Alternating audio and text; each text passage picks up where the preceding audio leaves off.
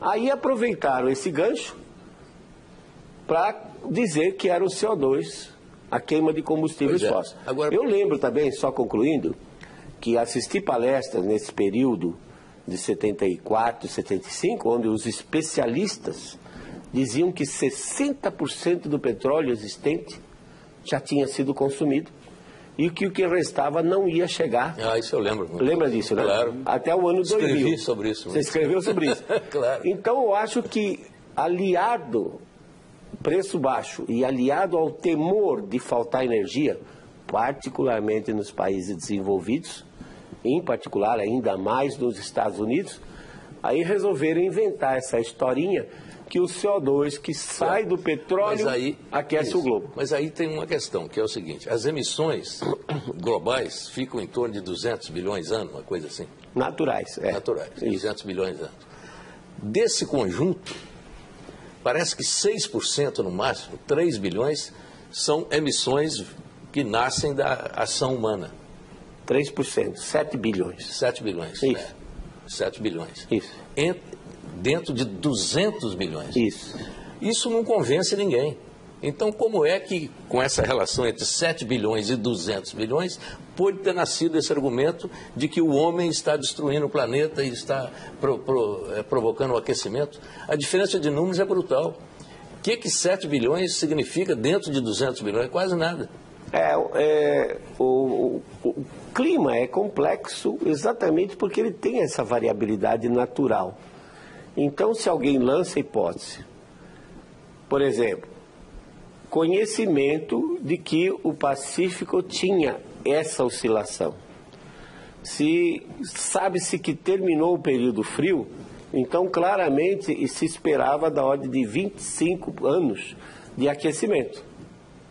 Aí então começam a dizer para a população, e a mídia leva isso muito bem, que o planeta está se aquecendo.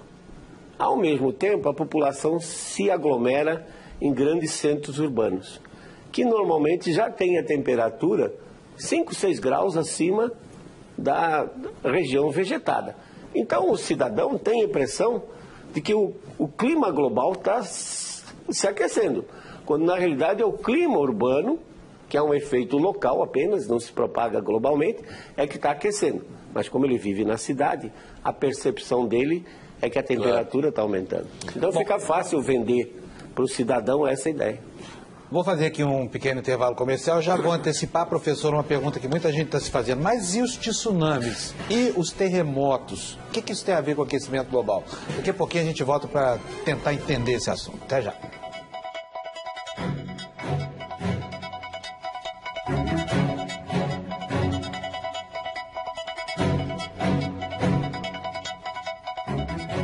Ao Livre desta noite recebe o climatologista Luiz Carlos Molhon. Professor, eu prometi aqui uma pergunta para o senhor. Tem muita gente que acredita, por exemplo, que aquele tsunami que abateu Fukushima no Japão, aquilo é uma demonstração de que o clima na Terra está louco. Eu queria saber do senhor qual é a relação que existe entre aquecimento global, tsunami, terremoto e atividade vulcânica. Bom, em princípio, nenhuma, né? Porque tsunamis, terremotos sempre ocorreram, inclusive, durante períodos frios. Mas, por outro lado, pode estar relacionado com a atividade solar. O Sol, quando entra num período de baixa atividade, como está agora, a partir de dezembro de 2008 até o ano 2030 ou 2032, o campo magnético dele enfraquece. Nós não sabemos como a interação do campo magnético do Sol com o da Terra pode mexer nas chamadas placas tectônicas, que são as que provocam. Mas em termos de mudança de clima, a energia que se tem no sistema climático é muito pequena para produzir qualquer coisa. Vou aproveitar aqui essa oportunidade. A nossa produção foi às ruas para ouvir as dúvidas das pessoas comuns. Então nós vamos agora tratar dessas dúvidas que a gente recolheu nas ruas.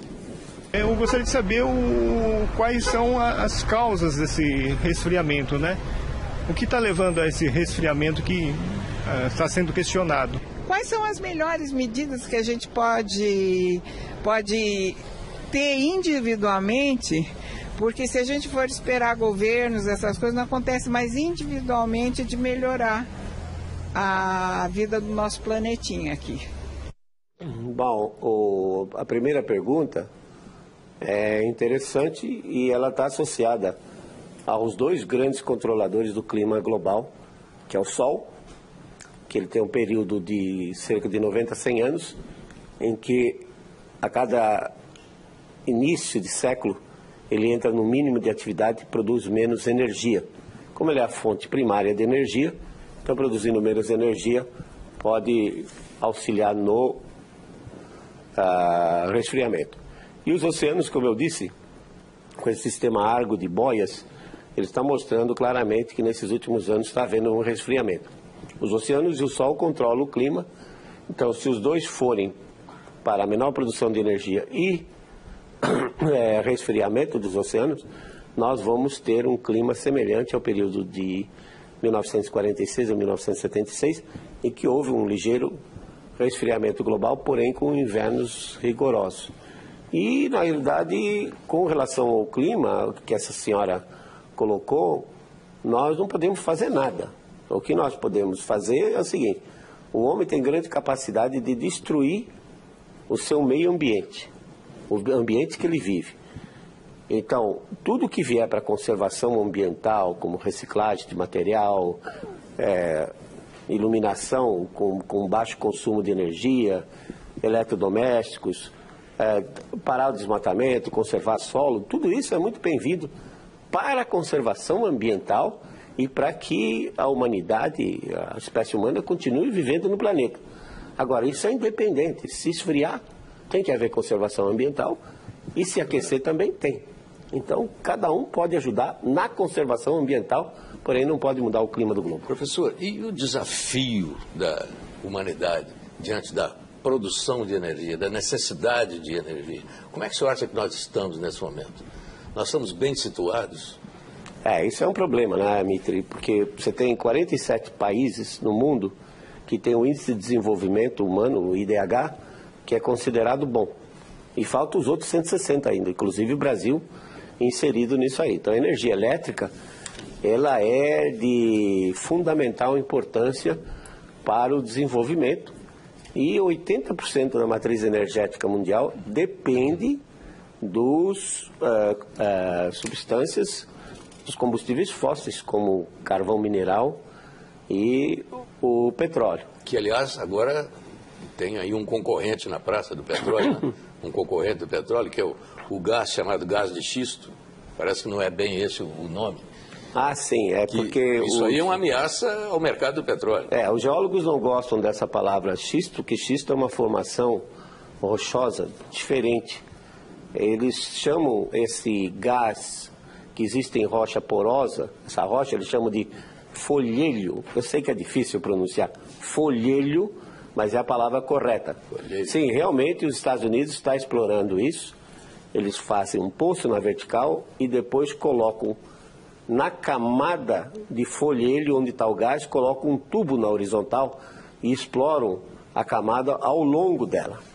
Com isso eles baratearam o custo violentamente, enquanto eles medem a energia por mega-BTU.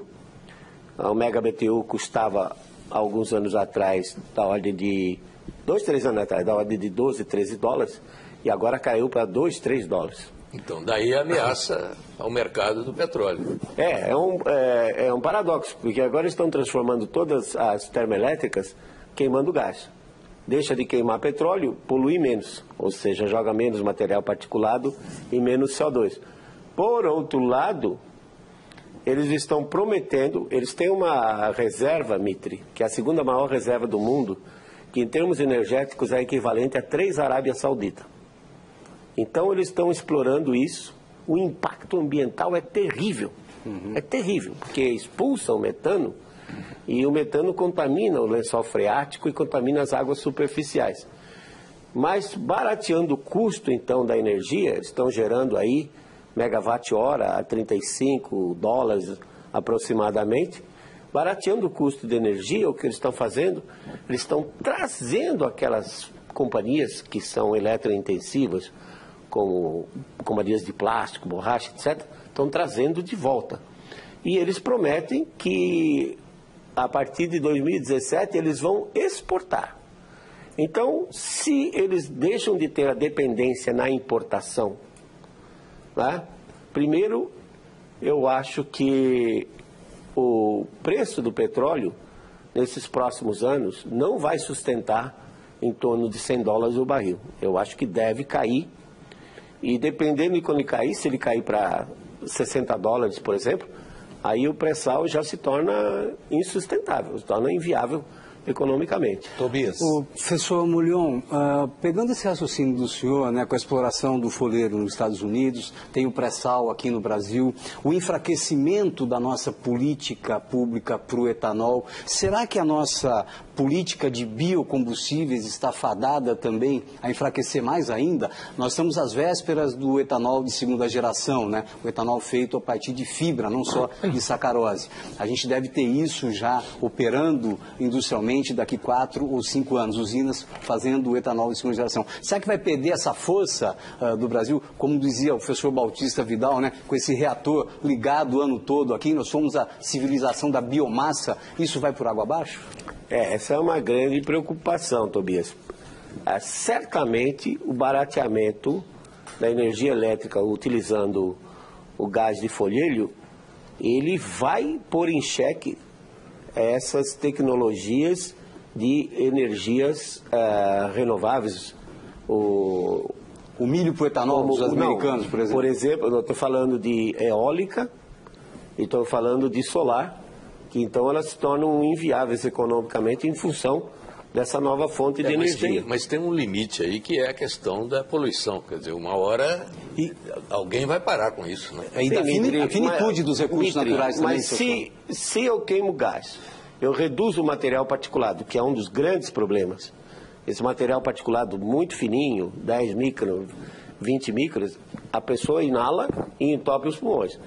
Se eu reduzo isso e se eu demonstro ao longo do tempo, desses últimos 16 anos, que o CO2, que é liberado pela queima do gás, não tem impacto nenhum na agricultura, então não há problema que se preocupar com relação a isso. Agora, as renováveis, né, essas vão ter problema. Agora, o problema da biomassa, Tobias, é realmente...